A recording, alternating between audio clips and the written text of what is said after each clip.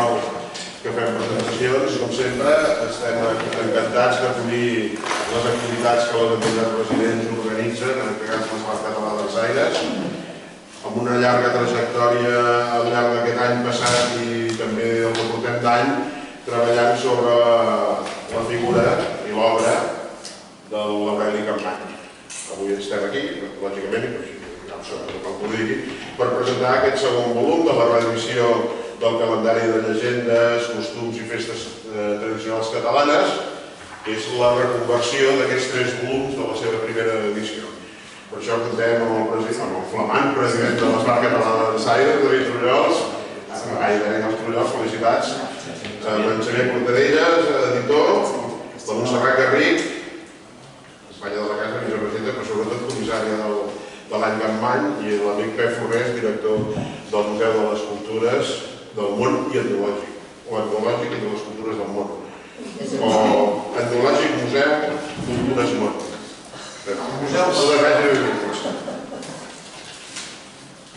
Bé, gràcies, Xavier. Com a nou president de l'Escola Català dels Aires, com ha dit, soc en Daniel Trullols. Us vull agrair la vostra presència tots plegats, especialment aquí a l'Anna Capmany, neta de l'homenatjat amb aquesta reedició.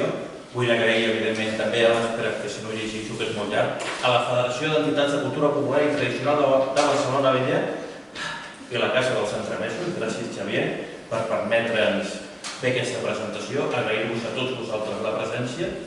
I, com veus, s'ha presentat, tenim en Xavier, del Museu Etnològic, la Montserrat, vocal de l'Escola Català dels Aires i comissari de l'any Capmany, i de les edicions Sirillà, en Xavier Portarelles. Per tant, comencem. Josep? Endavant. Endavant. Hem de tancar llums? Sí. Si veu al favor d'apagar llums estarem més... Oh, quina calidesa. Bé, com sempre és un plaer ser en aquesta casa dels entremesos, que és una seu important per organitzar les resistències de la cultura popular. I això és importantíssim, tenint en compte que la cultura popular continua estant amenaçada, en entredit. Seguiré el fil d'allò que explica en algun dels pròlegs d'aquesta obra Maria Aurèlia Capmany, parlant del seu pare i de les relacions que el seu pare i ella mateixa tenien amb la cultura popular. Per tant, si em permeteu, faria una introducció del personatge, de la seva època i una mica de les relacions que han existit entre el món dels recol·lectors del patrimoni cultural i material intangible, aquella part de l'oralitat, aquella part, diguéssim, del que és de la cultura de tocar de peus a terra. Com deia una col·lega, la cultura o és popular o no és cultura. Això és una afirmació que a vegades m'agrada reproduir. Dolores Coriano és la qui ho va afirmar un dia en una reunió del comitè científic del Som Cultura Popular i de diverses coses en les quals hem estat tots plegats. I llavors algú, quan ho dius o quan ho repeteixes o quan ho reiteres, sembla que diu, home, no, però s'ha d'haver la cultura també. Cultura què? Cultura és un concepte complex, és un concepte que té molts matisos i fins i tot es ressementitza tot sovint. La cultura és cultura, sigui d'un tipus o d'un altre. És un seguit de vivències, experiències. La cultura incorpora educació, sí, per què no? La cultura incorpora tecnologia també. La cultura incorpora ciència també, coneixement. Parlem de coneixement. El coneixement i la saviesa popular i els recol·lectors de coneixement i de saviesa popular són gent que pica pedra. I no tria un camí de roses, sinó a vegades un camí d'espines. De vegades jo em plantejo, sí, i ho dèiem amb l'Anna, oi? Què diria l'Aureli? L'Orello, com li dèiem. L'Orello, perquè costava una mica de dir això d'Aurelio. L'Orello, què diria si aixequés el cap avui en dia? Tal vegada potser o se sorprendria o seria com qualsevol de nosaltres, des de saber en el seu temps que li va tocar viure, va tenir d'alguna manera, va ser afortunat a partir dels 20-21 anys, quan es va lliurar, diguéssim, d'haver d'estar, diguéssim, a prop del pare, va poder volar més alt i va poder fer la seva. A partir d'aquell moment, aquesta persona va poder fer allò que li venia de gana i trobar-se amb conxorxa i complicitat, organitzant les resistències amb aquella gent com ell, molt semblants, que també estava banat per la mateixa influència. Què diria la Maria Aurèlia, prologuista d'aquests llibres, excel·lent prologuista? Què diria si aixequés el cap algun dia? Jo li deia a l'Anna, segurament li donaria una patada al cul a més d'un. I tenint en compte que va ser una important, brillant regidora de la ciutat de Barcelona, s'estiraria dels cabells i diria, apa, aneu a fer punyetes. Per tant, sense més preàmbul, m'agrada parlar d'allò que la Maria Aurèlia deia del seu pare. A veure si soc capaç. Ara. Molt bé. L'Aureli, segons l'Aurèlia. Aquí ho tenim. Aureli Capmany, amb la seva senyora, el seu fill i la seva filla. L'Aureli explicant contes. L'Aureli tenia el do de la paraula, era un encantador de serps.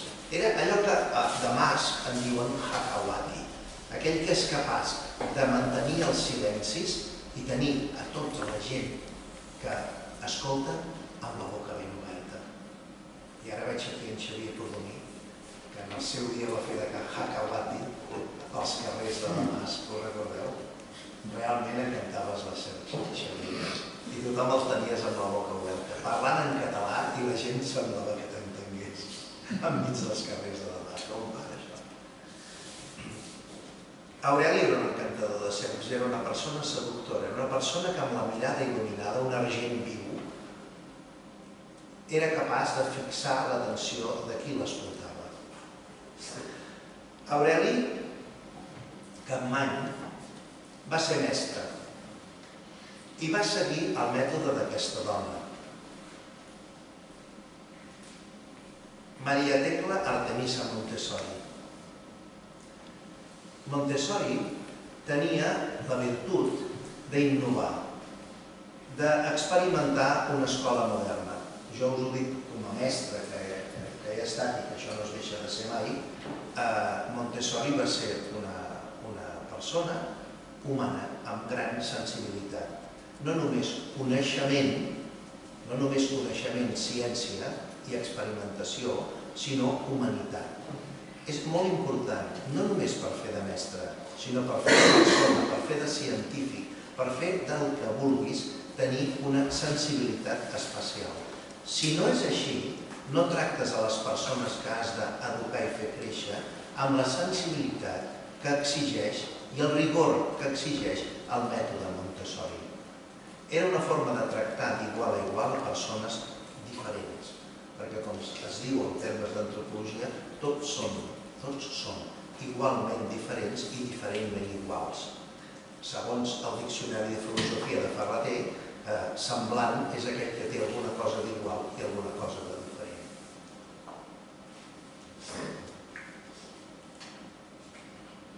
La Maria Aurèlia diu del seu pare: s'havia interessat per tot, pel cançoner popular, pel cant gregorià, per la música coral, per la geologia, per la història de la seva ciutat, per la rondallística, per la dansa, la popular i la clàssica, totes dues, per la pedagogia, per la literatura infantil.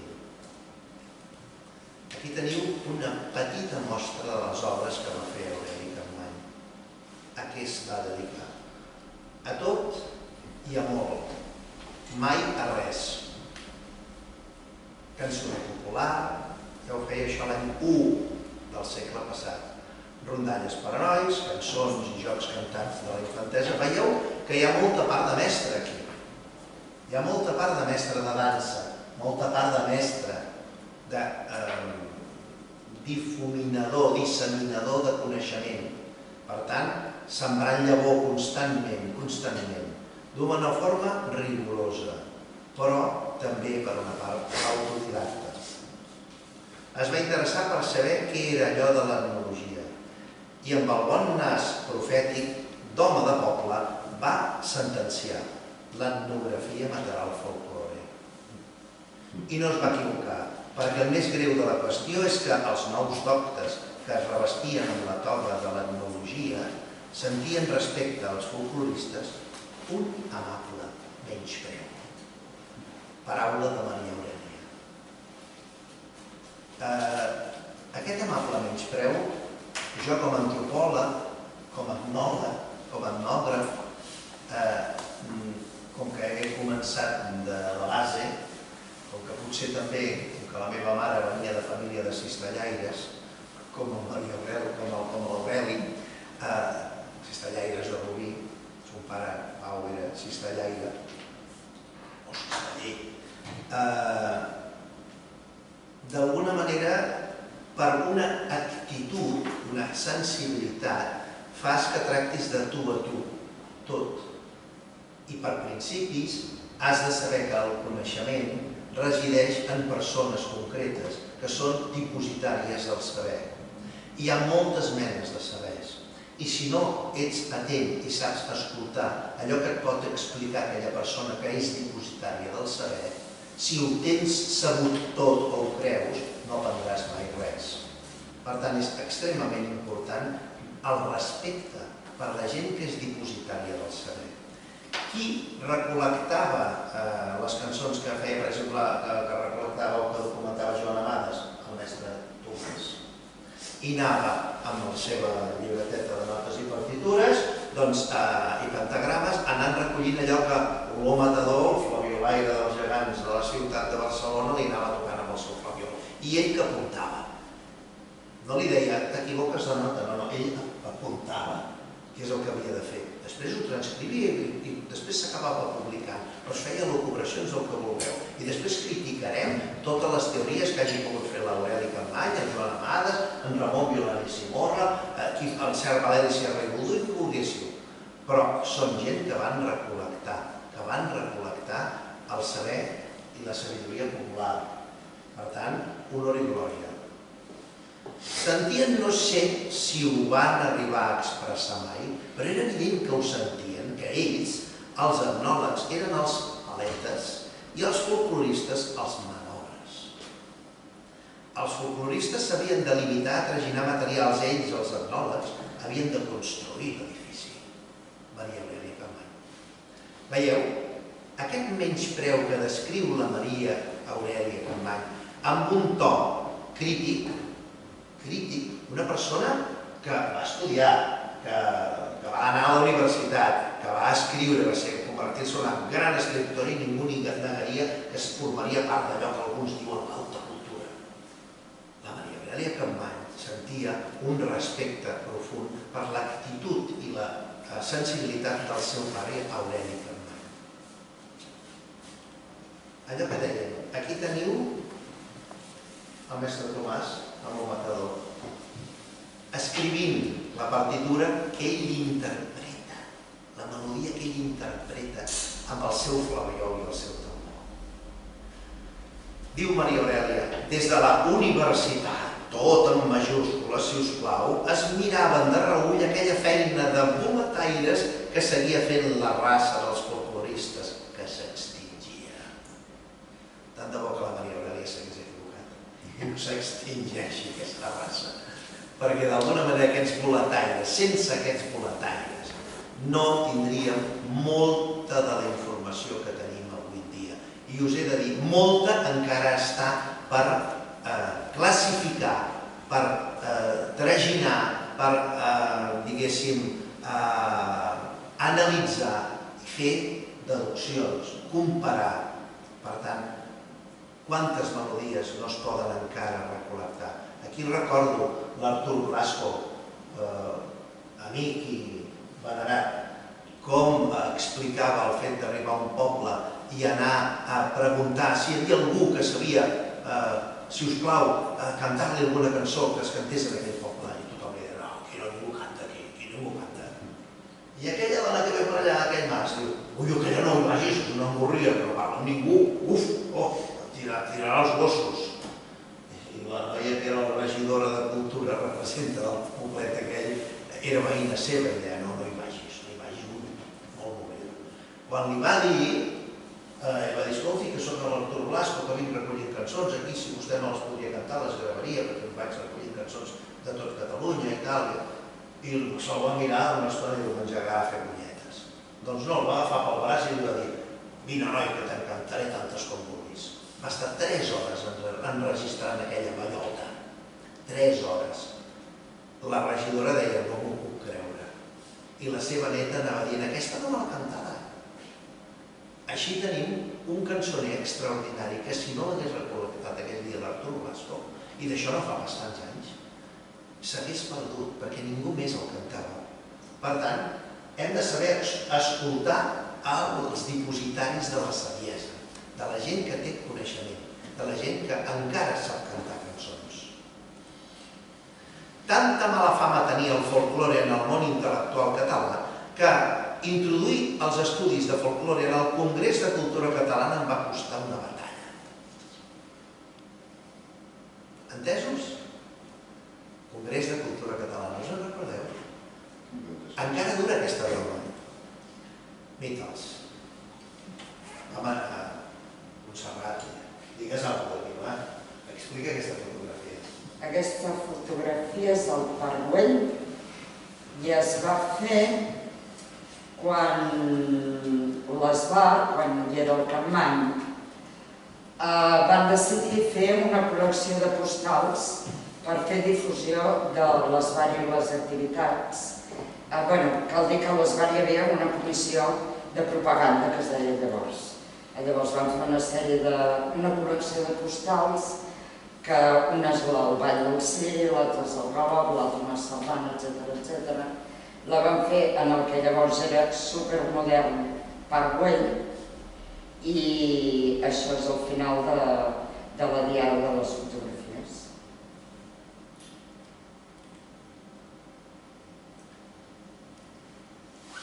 Capmany i la història de Barcelona i l'anecdotari de cada racó de Barcelona són una mateixa cosa com aquell que diu.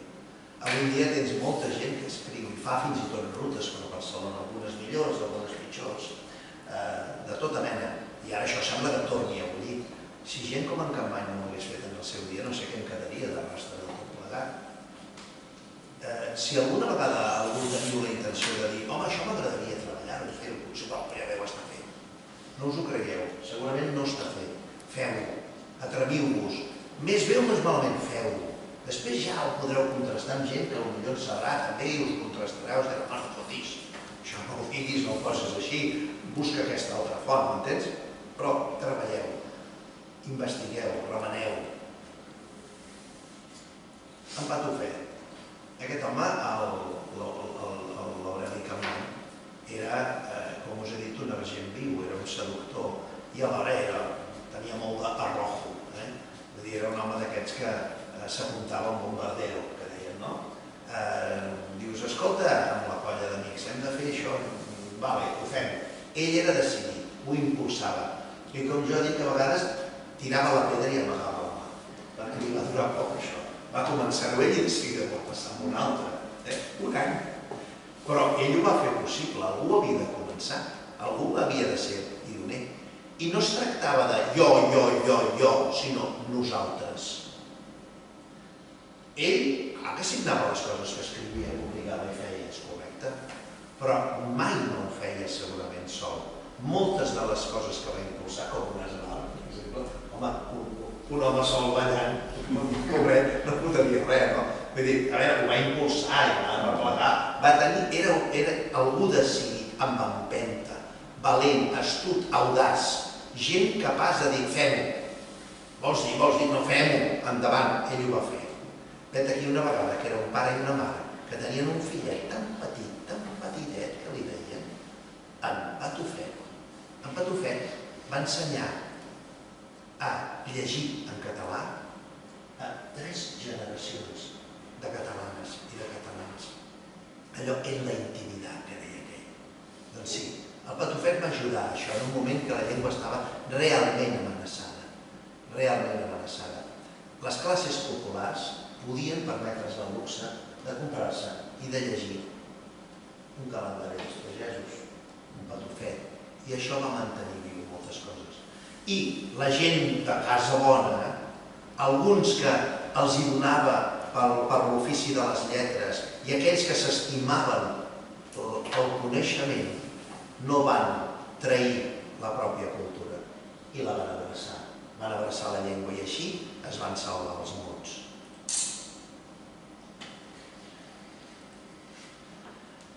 Diu la Maria Aurèlia: recordaré sempre el moment de la proclamació de la República, veient entrar a la nostra botiga de la Rambla els amics del meu pare amb llàgrimes als ulls, abraçant-lo i cridant: ja la tenim, ja la tenim. Era republicà, oi clar.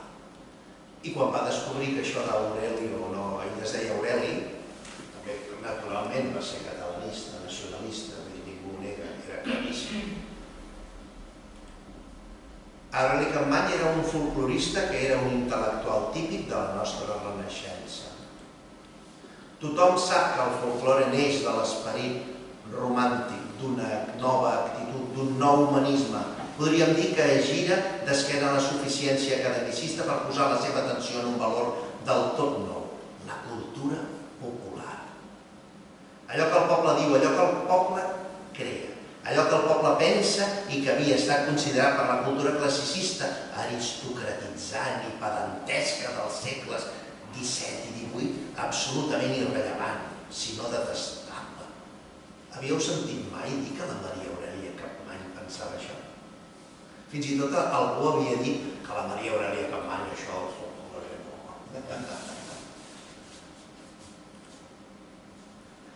Cal tot el revulsiu de la nova actitud romàntica, l'enamorament per l'aventura humana, en tota la seva ambigüitat, la sobrevaloració de la vida i de la naturalesa perquè neixin unes noves activitats tan diferenciades com les ciències socials, la dialectologia, i és clar, el folklore. El folklore va cometre un pecat original del qual no s'ha alliberat mai més, per la senzilla raó que els científics no estan disposats a perdonar-li, i és que és fruit de la passió. De la passió envers el poble vilipendiat, de la passió envers la pàtria perduda, de la passió per la natura, per la ingenuïtat, per la veritat amb majúscula.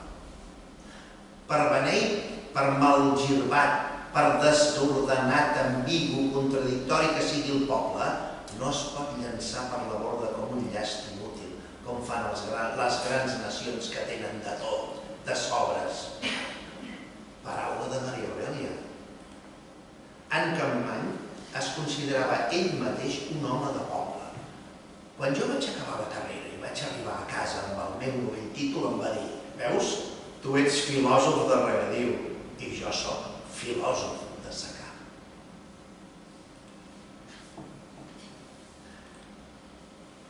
El document popular és dúctil, canviant, fonedís, les cançons de treball que no s'hagin enregistrat ara, que no s'hagin transcrit ara, no les sentirem mai més, perquè les feines de batre, de collir ametlles, de segar ordi, ja no es fan amb cançons. Què us deia d'Artur Blasco? És fonedís, se'n va. L'hem de recol·lectar així mentre puguem. Per exemple, patrimoni intangible, patrimoni cultural immaterial. Aquí tenim el No passareu, la cançó dels impedits, amb el fulletó, amb el pasquí, que la Generalitat de Catalunya de l'època, de la Guerra dels 3 anys, de la República, de la Revolució, va editar, però que va ser va ser a l'Apel·les Mestres, i aquí la comissària de l'exposició de les mestres també, que és la Montserrat Berri, li demano que ho expliqui, va fer. El No passareu. Apel·les Mestres la va escriure a la Primera Guerra Mundial, perquè la seva dona, la Laura Ràdenez, era d'origen francès, va patir molt pel futur dels seus compatriotes i, de fet, es va morir molt poc quan a l'acabar la Primera Guerra Mundial i la Peles Mestres sempre va creure que s'havia mort la Laura pel que va arribar a patir degut a la Primera Guerra Mundial. I a Peles va escriure aquesta cançó pels republicans, pels francesos, i això el va merèixer la creu que hi ha a la imatge que veureu, us ensenyarà el Pep, la creu de la Legió d'Honor de França, que és la més alta distinció que el govern francès atorga a un civil per mèrits directes a la República o bé indirectes, com va ser en aquest cas. Després la cançó va anar traduint-se al castellà, al català, i estem a la Guerra dels 3 anys, que deia el Pep. I fins avui que Jordi Cuixart va esmentar-la davant del Tribunal Suprem, perquè d'alguna manera algú volia posar-la com a acusació, com a prova de càrrec en contra. Proves de càrrec d'aquest tipus n'hi ha hagut en aquest país, les que us pugueu imaginar i moltes més. I aquesta és una d'elles. Dir no passareu o no passaran vol dir no passarà el feixisme, no passaran aquests que ens volen mal, no passaran aquests que volen canviar-ho tot i anorrear la nostra cultura. Anorrear una cultura moltes vegades té un altre nom, etnocidi. Llavors, doncs, per mi és un honor dirigir un museu que té aquest objecte, que és el llegat a Peles Mestres, i amb ell la gran creu de l'Ordre de Cavaller de la Legió d'Honor de la República de França a Peles Mestres per aquest problema tan actual avui en dia. I per acabar, i no m'enrotllo més, honor i glòria a totes les entitats, institucions i editorials que mantenen viva la flama de la nostra cultura, d'aquesta obra de manobres i de paletes i de gent que pica pedra i que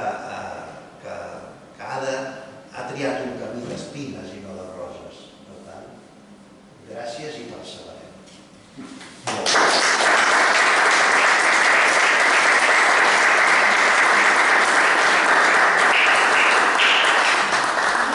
Molt bé, Josep. Tal com ha comentat el Josep, ja sabeu, va estar vinculat a l'Esbart des de 1909, va ser director artístic, es va col·laborar al llarg de la seva vida. De fet, l'Esbart vam fer l'any passat una exposició que tenim itinerant comptant per Catalunya, vam fer alguna publicació d'algun llibre, algun disc i li vam dedicar alguns actes.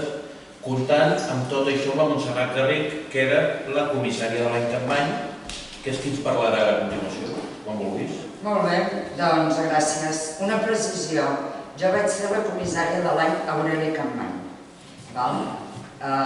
perquè l'any Maria Aurèlia Capmany, que va coincidir el centenari i el 150 aniversari de l'Aureli, el va comissariar una altra persona, que és Marta Nadal. Però gràcies. Molt bé. Molt bé, doncs a mi em pertoca parlar de l'obra, esclar. Avui presentem el volum del juliol al desembre, però de fet els exemples que faré servir surten d'aquest volum, però em referiré a l'obra sencera.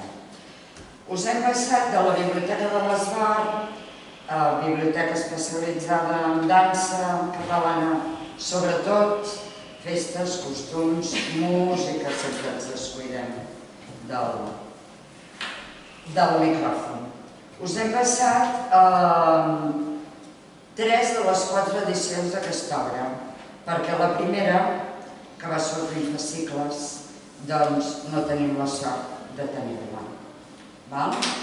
Primer, en primer lloc dir-vos que aquesta obra Aureli Capmany la va publicar l'any 1951, en aquell moment tenia 82 anys, per tant és una obra més que de maduresa d'ell, que també és una obra tardana. Ell de fet es va morir el 54, encara va publicar alguna altra obra, però ja és de l'últim tram de la seva vida i, per tant, de la seva obra.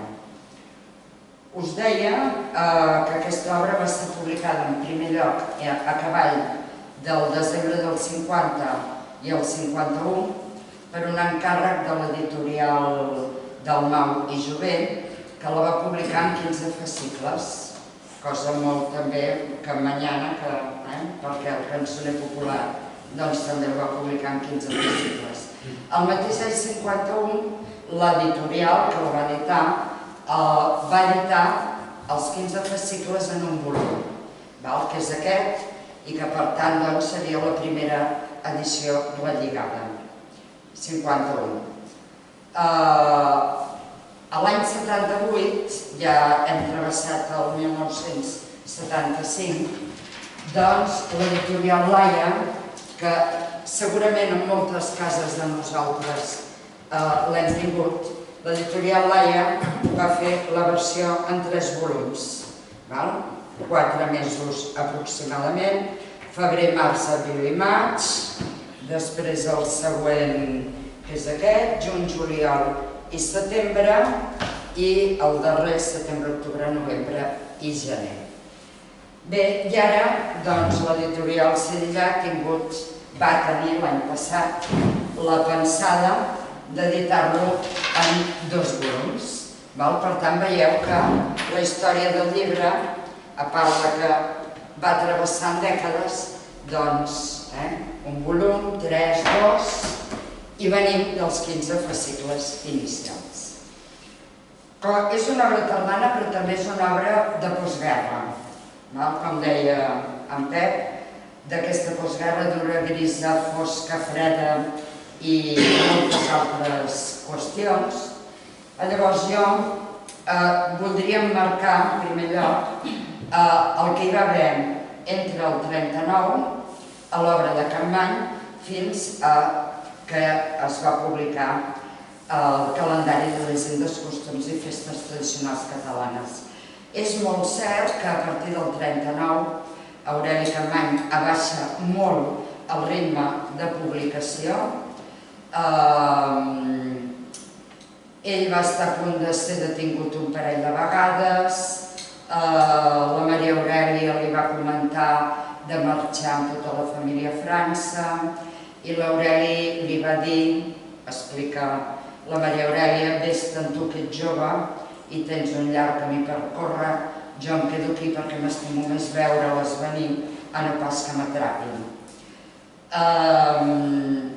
També li va comentar que ell no tenia cap càrrec públic, no el coneixia ningú, cosa que no era veritat, però suposo que referia que a nivell polític no el coneixia ningú, no es destacava, i el fet és que ell es va quedar a Barcelona. Es va quedar a Barcelona amb tot el que això comporta. Les seves activitats principals que li permetien tenir la mesada, el sou, que era la suma de diverses feines. Jo l'any passat vaig comentar a vegades que era el concepte freelance que tenim ara, doncs això, més això, més això, més això, doncs arribem a final de mes i la Maria Aurèlia deia que a casa seva no hi havia luxes, però que es vivia força bé. El que us deia, les seves principals activitats, publicacions, xerrades, col·laboracions, conferències, s'acaben i a més s'ha d'afegir que la seva dona, la Maria Farnés, professora de taquigrafia i altres matèries, podríem dir, però que havia fet classes de taquigrafia a l'Ateneu Barcelonès, doncs també es queda sense feina. Per tant, una mica per emmarcar el que entre el 39 i el 51, que és la data d'edició. Què va publicar Capmany? Què va fer? I què va publicar Aureli Capmany entre el 39 i el 51? A partir del 39, just a l'Esbar Català de Lançaires, l'entitat havia tancat l'activitat pública i només feia beneficència, asils, hospitals, cases d'acollida de nens i de malalts i d'avis. Vam fer el que encara tenim just aquí al damunt, que és l'Arxiu de Dansa Catalana, dirigit per ell i amb la col·laboració de 8 socis de l'ESBAR. L'any 1943 justament va editar el Café del Liceo, en castellà. El 44, El Gremio de Maestros Zapateros, també en castellà, una obra fantàstica. El 46 publica ja en català Els Baladrers de Barcelona. El 47, una obra que pels que veiem és una font de... Bueno, és un pou d'informació, que és un siglo de baile en Barcelona, que té un subtítol molt llarg que ve a dir què, on i com ballaven els barcelonins al segle a finals, entre finals del XVIII i principis del XX.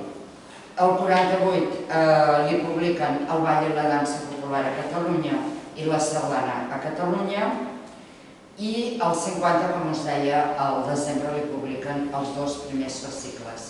Juntat amb això, algunes que deu ser article de premsa, i el 52, el 52, perdó, 3 articles a Solidaritat Nacional, que els que ja tenim 2 edats, que dic jo, doncs encara l'hem conegut.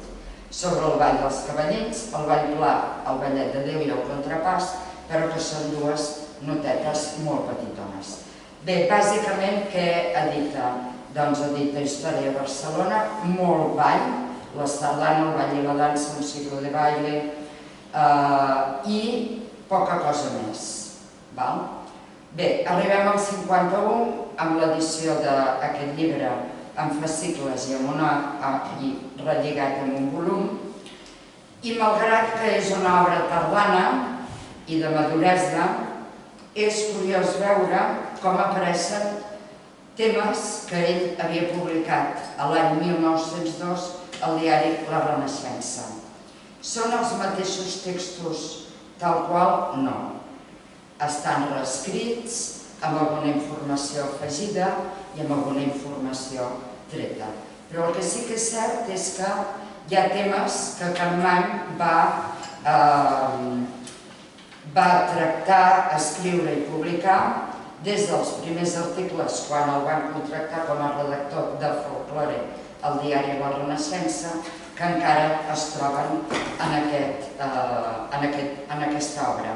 Siguin de Barcelona o de fora de Barcelona. Per exemple, només us en comento algun referit al juliol-desembre. Aquí podem trobar capítols de l'obra que ell va publicar l'any 1902 referits a l'Us Cantis de Sant Domingo, que és el títol que tenia el 1902, Logos i Sant Roc, La Mare de Déu d'Agost, que els va publicar justament al mes d'agost, la Festa de les Verges de Canet de Mar, a l'octubre, els articles de Sant Martí i Sant Andreu al novembre, i ja per acabar l'any, la Festa de la Puretat, que és el títol que tenia a la Renaixença i que aquí té un altre títol, el capítol dedicat a la Festa de la Immaculada Concepció, que per cert, abans, cosa que nosaltres ja no fem, era una de les festes capdavanteres de la ciutat de Barcelona. Bé, per tant, podríem dir que és una obra recopilatòria, una obra que ell va recopilar al 51 amb temes i textos que ja havia publicat. I com us deia, reescrits, adaptats en el moment dels principis dels anys 50 i amb informació afegida. Quines característiques té? És un llenguatge planer, amb moltes referències a fonts històriques que, com deia l'Amadeu Carbó en una de les presentacions del volum 1 que ha prologat Amadeu Carbó, quan cita, és igual, qui sigui, un novel·lista, un assagista o el dietari de l'antic Consell Barceloní i diu que en aquella obra hi diu tal cosa, i pots pujar-hi de peus. Per tant, són cites que ell mateix havia anat anotant. Aureli Capmany té a la Universitat Rovira i Virgili, que és on conserven el seu fons personal, té milers de fitxes, llibretes, paperets reciclats, que en diem ara, aprofitats amb anotacions, de fet sobretot barcelonins, des que s'ha inaugurat una font, a que ha caigut un balcó, a que s'ha pintat una casa o qualsevol, o que han canviat els consellers de Barcelona. Per tant, les seves fonts són fidedignes, cosa que està molt bé perquè llavors si els citem tenim certa garantia d'encertar-la. És una obra en la que es fa molt ús de refranys, frases fetes, dites, és a dir, tot aquest grandiós o grandíssima riquesa de la literatura popular. Hi ha capítols que els comença amb un refrany. Doncs, per exemple, a Tots Sants el primer, Sant Andreu el darrer, i com aquests n'hi ha un cabedal. I també és una obra en la que la llegenda versus la història i la història versus la llegenda. És a dir, moltes històries que se sustenten de llegendes i a l'inrevés. Què destacaria jo d'aquesta obra? Primer, la gran capacitat que tenia Aureli Capmany de passar d'un tema a l'altre, d'una manifestació a una altra, sigui festa, història, llegenda, cançó, dansa, costum, menja, és igual. També la capacitat de passar de parlar d'un lloc a parlar d'un altre. Per exemple, del volum 1, que evidentment jo us recomano que us compreu el 2, però també l'1. A l'1, l'article de Carnaval, que és molt extens perquè parla del Carnaval, de l'important Carnaval de Barcelona, quan portes moltes pàgines parlant, llegint del Carnaval de Barcelona, hi ha un moment que se'n va parlar del Carnaval de Durro.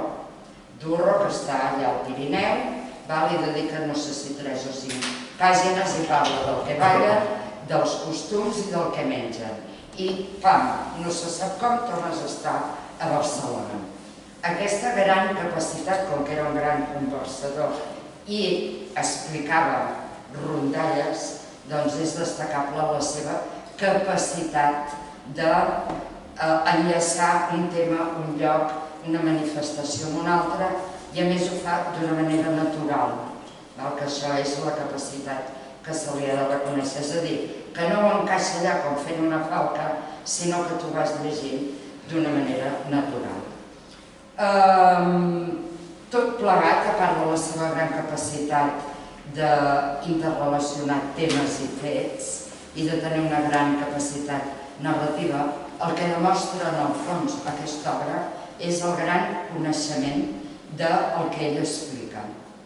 Gran coneixement, ja el Pep ja ens ho ha comentat, de la matèria que ell toca i que ell escriu o que ell explica. Però, per exemple, Maria Aurèlia Capmany també deia que el pare era un excel·lent folclorista, un home que tenia l'art de contar, tenia un do especial a l'hora d'expressar-se. Però també jo destacaria dues qüestions en aquesta obra, sobretot en el volum segon, que això fa que veiem que l'obra va ser actualitzada.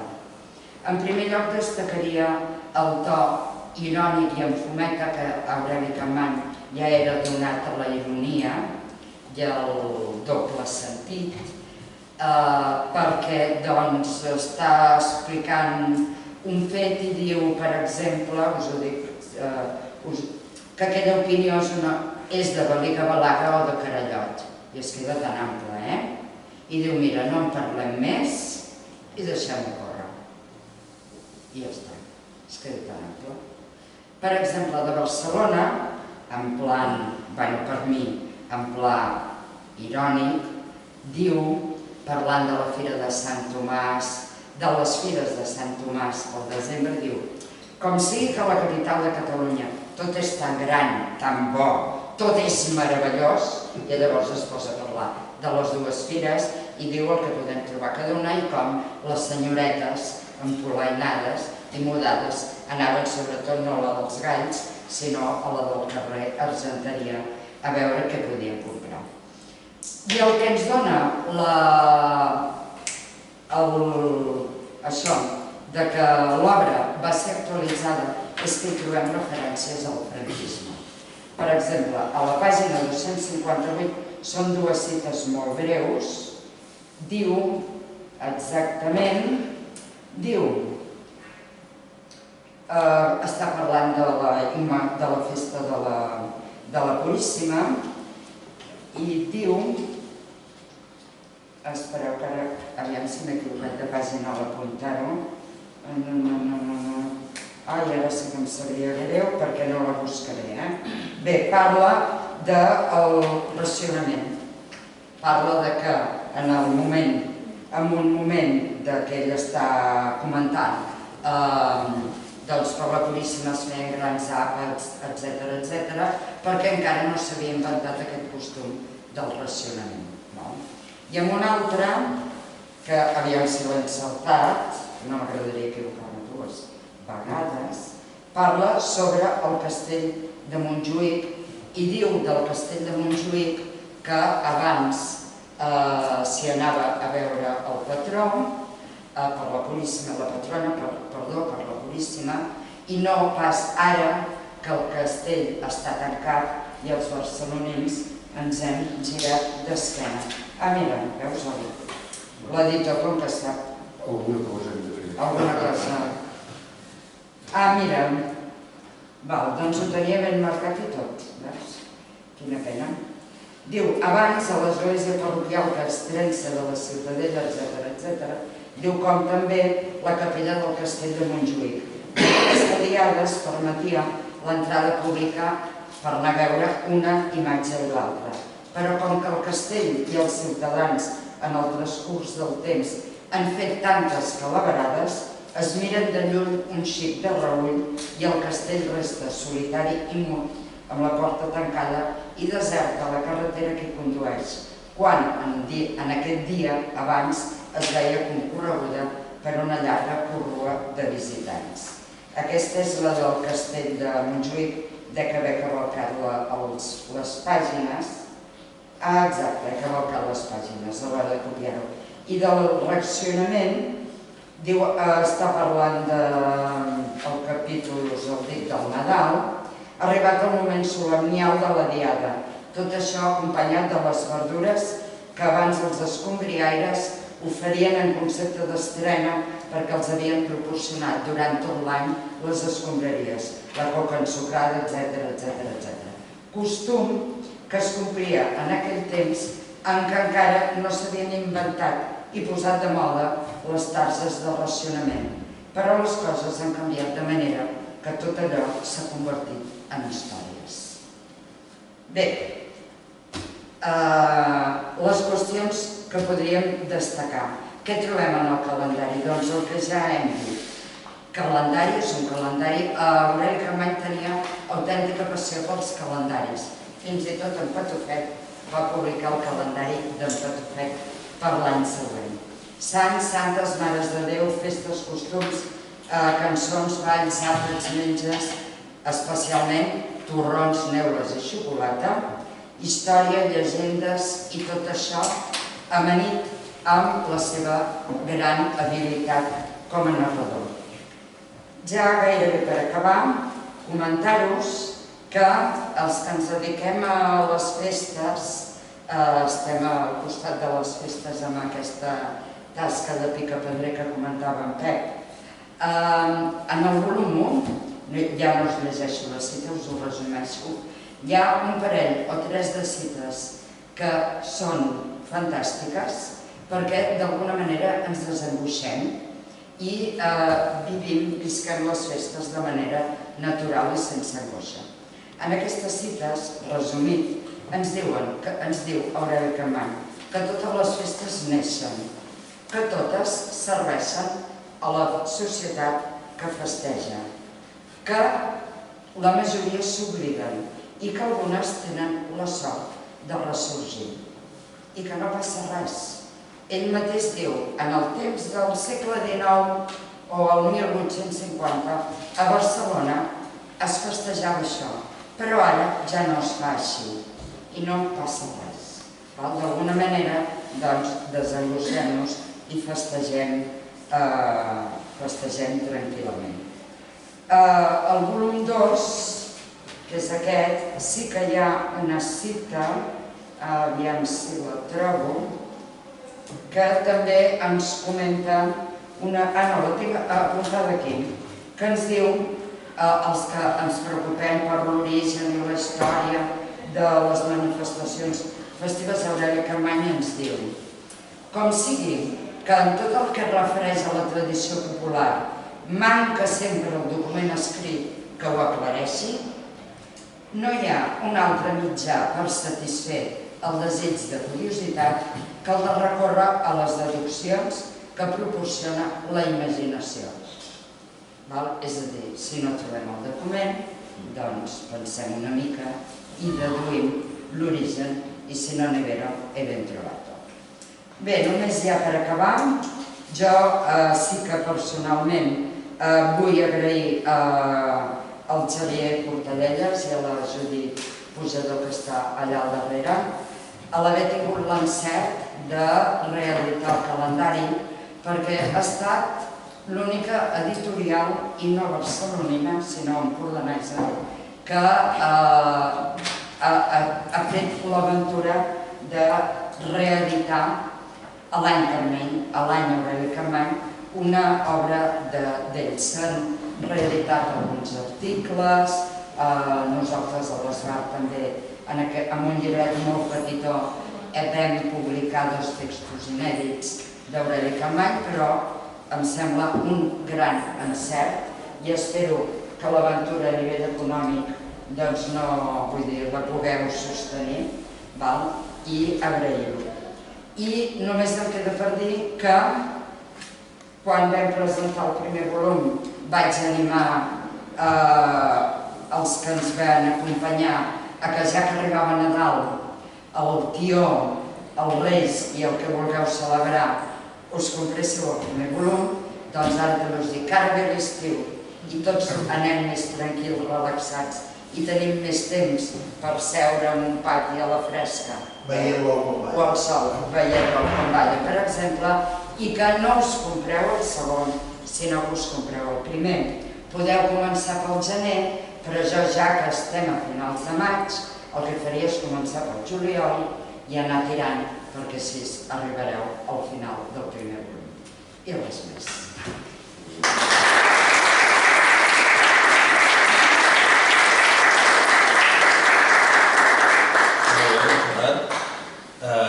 Gràcies per la presentació. Jo veia el Xavier com anava tachant, dic, ai, que el deixant sense full, que li va reduir, que ens dirà bona nit.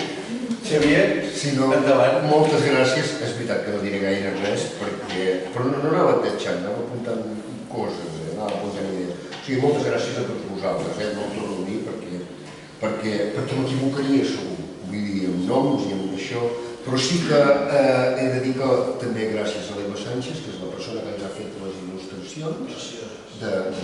Jo no l'he vist mai, l'Eva Sánchez, és el que té el món actual. No ens veiem la cara. No ens veiem la cara, però existeix. També he de dir que la idea de publicar el calendari de llegendes, costums i festes tradicionals catalanes de Capmany va ser de la Judit Pujador, no meva, per això ara em tenen aquí xerrant. Però nosaltres, quan fa 9 anys, em sembla que vam començar aquesta editorial, o sigui, la Judit i jo venim d'això que en Pep ha dit l'alta cultura. Ben bé, alta cultura no, perquè poder vam pujar el primer esgoló, no? Però quan vam començar a fer l'editorial, doncs nosaltres també ens pensàvem que faríem novel·les, aquestes coses, i que amb això tiraríem endavant. I la veritat és que una de les potes, una de les línies, una de les línies que hem obert a l'editorial, ja des del començament, és aquesta de festes, de llegendes, La Judit sempre em diu que no en parli gaire, però jo tinc tendència a parlar-ne. És a dir, sí, és que hem publicat des de llibres de llegendes de la Costa Brava, llegendes d'Aigua Dolça, hem publicat un llibre que es diu Tornar al bosc, que són les feines del bosc, la Judit mateix ha escrit un llibre que es diu Catalunya avui, que són les festes, els ranxos, les festes populars, els sopes. Sí, és un llibre que surt molt barat, perquè al final, per exemple, hi posa el lloc i el dia on t'has d'anar si vols menjar de franc. I sí, la Judit sempre diu, i a més és veritat, no? I a més hem publicat... Has de pagar el llibre, però després el menjador. Exacte. I després hem publicat 3 llibres d'Anselm Gomis i Mestre, que jo com que vaig estudiar filologia catalana no me'n parlaven, perquè em parlaven de gent de l'alta cultura, per entendre'ns, i en canvi la Judit, com que va estudiar història, doncs no me'n parlava, perquè resulta que, a més de ser catalanista, doncs Anselm Gomis i Mestre era anarquista, és a dir, volia la llibertat, no només per aquest país, sinó per cadascun de nosaltres. Llavors, resulta que mira, dius, espero que no ens vagi bé, jo acabo de canviar de cotxe. Vull dir, no ens va malament, l'editorial. És a dir, és veritat que he d'anar fins a Tuixent a conèixer el germà del Pep Forner, però la veritat és que si anem a Tuixent no és per conèixer el germà del Pep Forner, sinó perquè considerem que ens surt a compte. I allò que diuen ara, com que tothom és empresari ara, doncs allò que diuen hem trobat el nostre nínxol de mercat, sí, però és que perquè l'hem trobat, si l'hem trobat és perquè ens agrada, és perquè ens entusiasma, és perquè n'estem convençuts que això val la pena. O sigui, ara tu dius, sort que l'Aureli Capmany va fer totes aquestes coses, oh i tant, i les coses que s'han perdut, que a mi ens sap greu que s'hagin perdut perquè no hi ha hagut un Aureli Capmany que ho hagi recollit. Per exemple, ja que l'Aureli Capmany era fill de cistellers, nosaltres un dels llibres que tenim pendents de publicar és un de cistelleria de Catalunya, que no sabem si sortirà, perquè hi havia un llibre que m'agradaria molt i molt publicar, que li dic sempre a la Judit, perquè hauries d'explicar el títol, d'entrada és aquest, el Baladrers de Barcelona. A mi m'agradaria molt i molt editar-lo. I aquest seria un llibre collonut, perquè pràcticament tothom, malauradament, li hauries d'explicar no què és Barcelona, sinó què és un baladrer. Però ara seria una manera de començar a xerrar, no?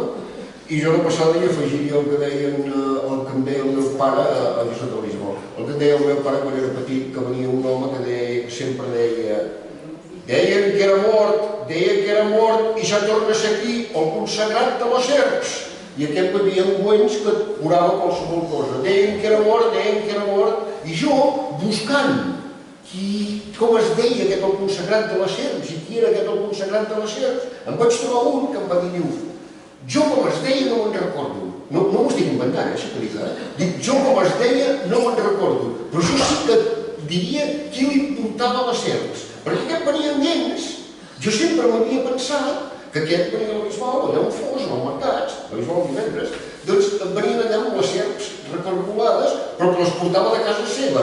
Doncs no, aquest, a cada poble, en tenia un que al dematí, abans que comencés al mercat, li portava les serps que havia caçat el dia abans i amb aquelles serps les recargolava, dic, què en feia de les serps després? Diu, les deixava al riu, no les matava pas.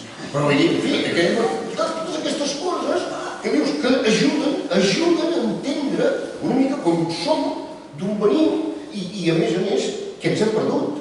Per exemple, un dels llibres que estem a punt de publicar ara, que jo no he acabat de corregir avui, no l'he acabat de corregir perquè em falten 4 planes, però pràcticament m'ha explicat una cosa que he recordat l'Aureli Capmany, perquè el llibre aquest, és un llibre sensacional, aquest sí que ens arruïnarem, perquè seran 10 volums, és la història de la cuina tradicional dels països catalans i d'Occitània, perquè ja sabeu que Occitània i Països Catalans és el mateix país. Doncs aquest en Vicent Marquès ho posa tot, però ho posa tot, és sensacional, I avui, que estic a punt d'acabar de corregir el segon volum, que tampoc no s'ha de corregir gaire res, he pensat a l'Aureli Capmany, perquè un plat que ell diu que és tradicional, ara no diré el plat perquè no me'n recordo, perquè tinc al cap un timbal de tant llegir receptes i coses d'aquestes, però plat que ell diu que és tradicional del barri del Raval, doncs diu que aquests del Raval sempre ho feien, quan feien aquest plat, i convidaven algú de la Ribera.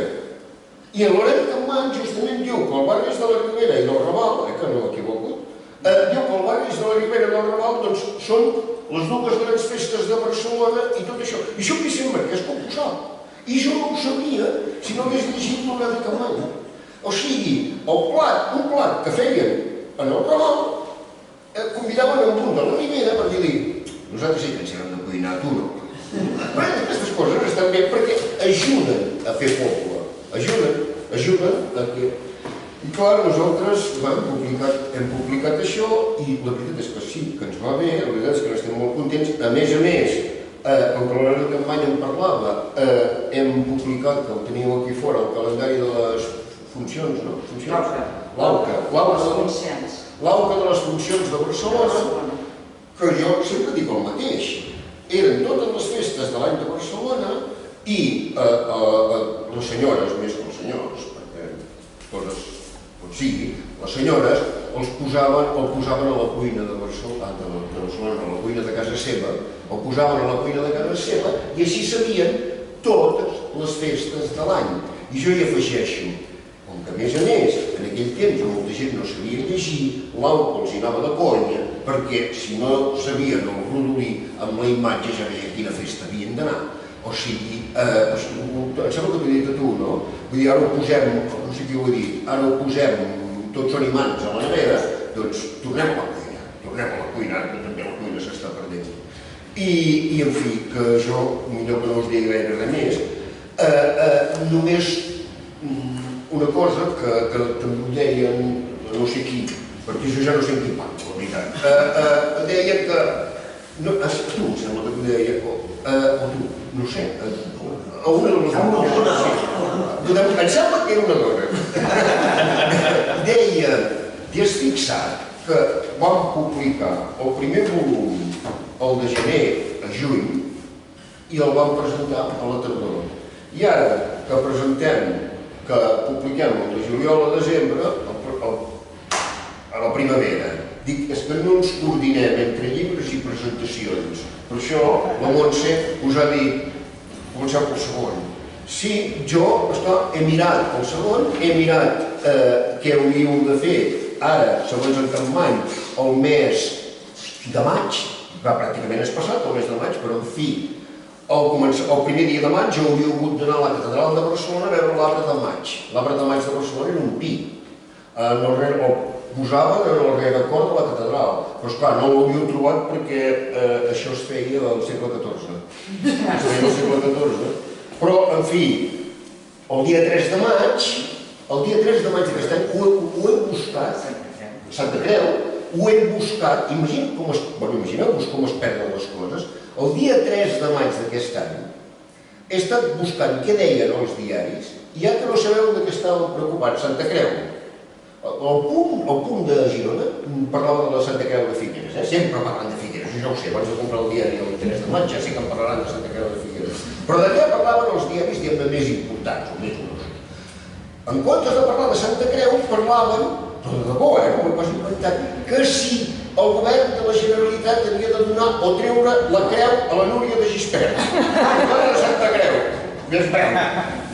I en canvi, el que hauríem de veure tots, el 3 de maig, és a la plaça d'Universitat, que és on hi havia el baluard de Tallers, a venir la creu. I per Sant Pons ja hi anem tots, a la Fira de Sant Pons, fins i tot jo hi soc anat alguna vegada, però bé, abans ja ho sabeu que era l'església de Sant Miquel. I per Sant Pancràs jo vaig treballar, tu dius, tots hem sigut mestres, sí, jo també he sigut mestre, i me'n recordo que vaig treballar en un institut que tenia el gran avantatge de tenir un bar. O sigui, aquell institut tenia un bar, ara està prohibit, però aquell institut tenia un bar. Era un lloc on apreníem i ensenyàvem les coses. Doncs la dona que treballava en aquell bar tenia una estampa de Sant Pancràs. Com ha de ser, tenia una estampa, l'Angelina es deia. Tenia com les dones. Sí, exacte. Salut i feina i menja per l'eina. Sant Pancràs, no?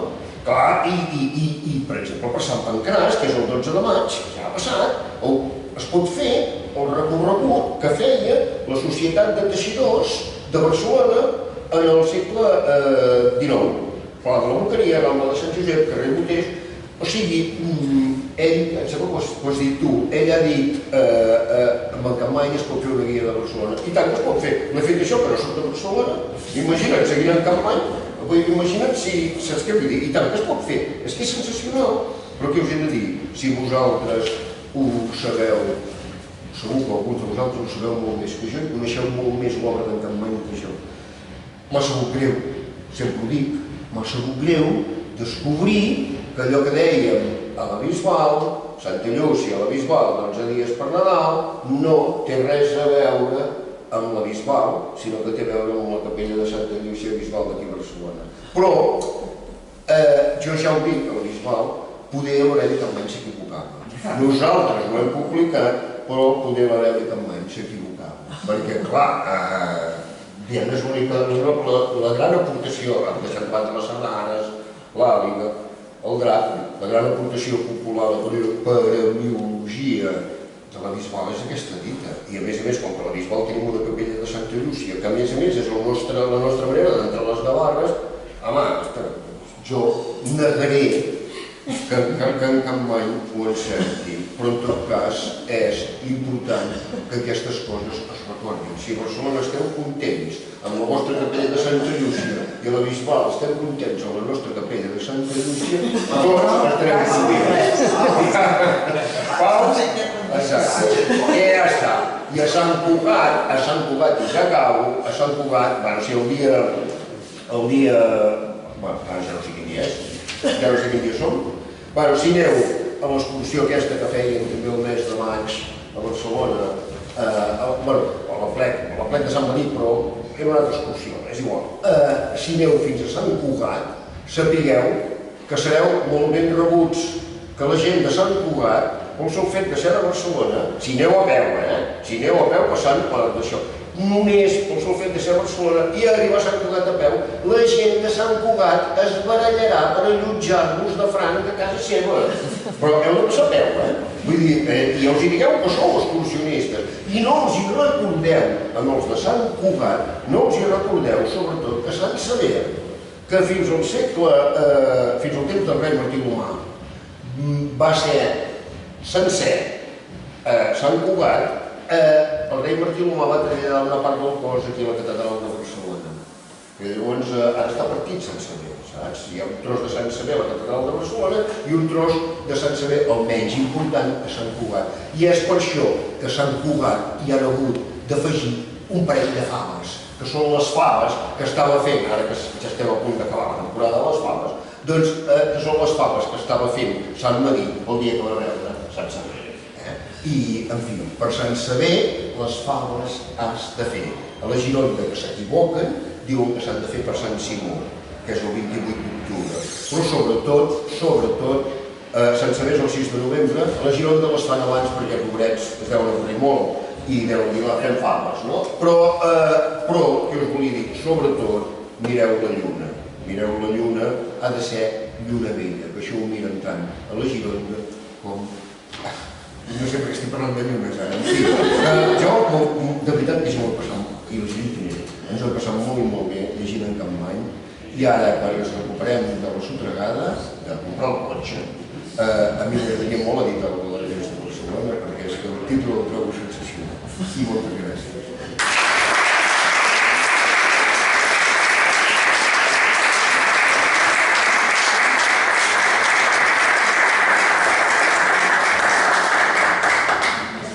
Moltes gràcies, Xavier, tant per la presentació com pel teu entusiasme. Realment és molt engrescador. No sé si teniu alguna pregunta. Alguna pregunta més? De fet, jo me n'havia apuntat una, però és que ja me l'he resolt. La meva pregunta és que la portava apuntada a la casa, que t'he ensenyat abans a la Montse, que era la vigència del calendari, tant abans com ara. I és que em sembla totalment vigent el saber com hem d'anar, el saber per on ens hem de moure i on toca anar cada dia. i fins i tot a la Bisbal. Ja arribarem. Bé, si no teniu res més, acomiadarem l'acte, recordant-vos que teniu els llibres aquí fora, teniu a la Judit allà que estarà encantada de vendre els llibres. Les publicacions de l'Esbar les trobareu a baix a la consergeria i agrair una vegada més tant a la Federació com a la Casa dels Entremesos per fer aquesta presentació, a tots vosaltres per venir, a tots els ponents pel vostre entusiasme, les vostres ganes i aquestes fantàstiques presentacions, i us esperem properament, que tindrem més exposicions, més presentacions, més actes i moltes ballades. Bona nit a tothom. Moltes gràcies.